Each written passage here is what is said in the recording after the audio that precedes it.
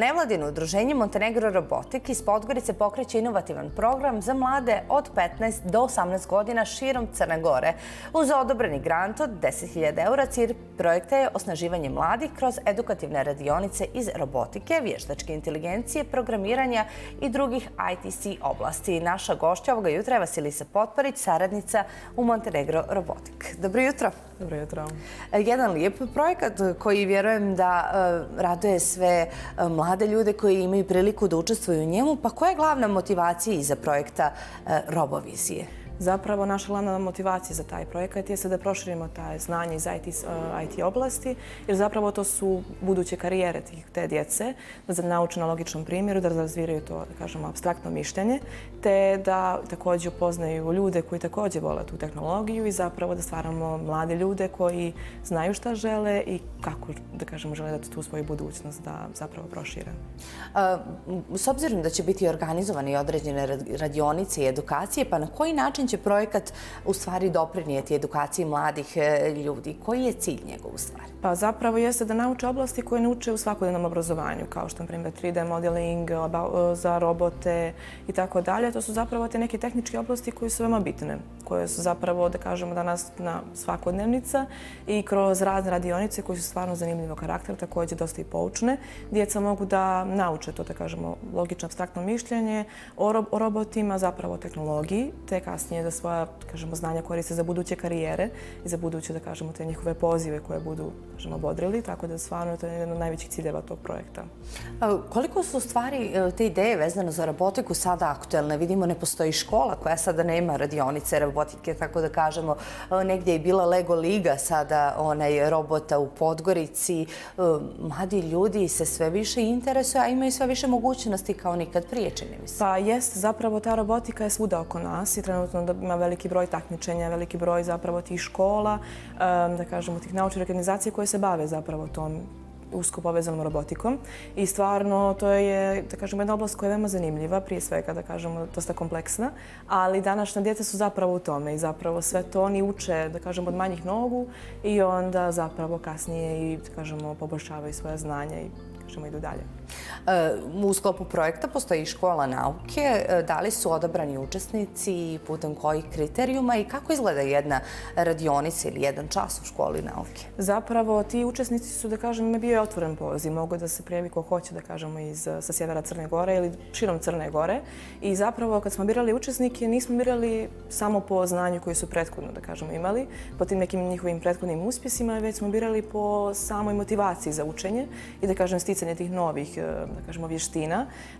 Također, to je stvarno veoma lijepa grupa, 17 učenika, da kažemo, u toj školi nauke, gdje su radionice baš, da vidim, zanimljive i djeca vole da čuju i vole da stvore to nešto novo. Tako da jedne to radionice juče, na primjer, smo imali 3D printing i također za petko, gdje su mogli da čuju kako se, da kažemo, radi ta 3D štampa, a kasnije su mogli na svom primjeru da pokušaju da naprave neki svoj model, te su pravili priveske, te neki, da kažemo, oblike koji su ih zanimali, tako da stvarno je zanimljivo bilo. Nekako kroz proučavanje agende koju sam imala priliku da vidim na društvenim mrežama, radionica integriše robotiku, vještačku inteligenciju i razvoj video igara kroz obuku. Pa kako povezuje sve te stvari i koliko su one zaista korisne mladim ljudima za razvijanje nekih vještina i alata i za neko zaposlenje nakon? Pa to su zapravo, da kažemo, oblasti koje su usko povezane, koje se, da kažemo, spajaju na tim, da kažemo, raskrsnice puteva i to su oblasti koje zapravo je to naša budućnost i djeca su mogli da, najbitnije, da kažemo, to neko, da kažemo, sličnost između tih oblasti je to logično mišljenje koje djeca moraju da imaju da bi, da kažemo, rješavali razne probleme koje se susreću. Također to apstraktno mišljenje gdje su mogli da zamislite neki problem i da ga riješe, da kažemo, svojim znanjem i svojim vještinama i zapravo to su, da kažemo, te neke, mislim, buduće profesije koje će, da kažemo, budu u Crnoj Gori. Stvarno mislim da je škola, Zimska škola nauke, kasnije također naša organizacija organizuje i ljetne škole nauke, gdje zapravo djeca mogu da nauče i zapravo da se zainteresuju za te oblasti.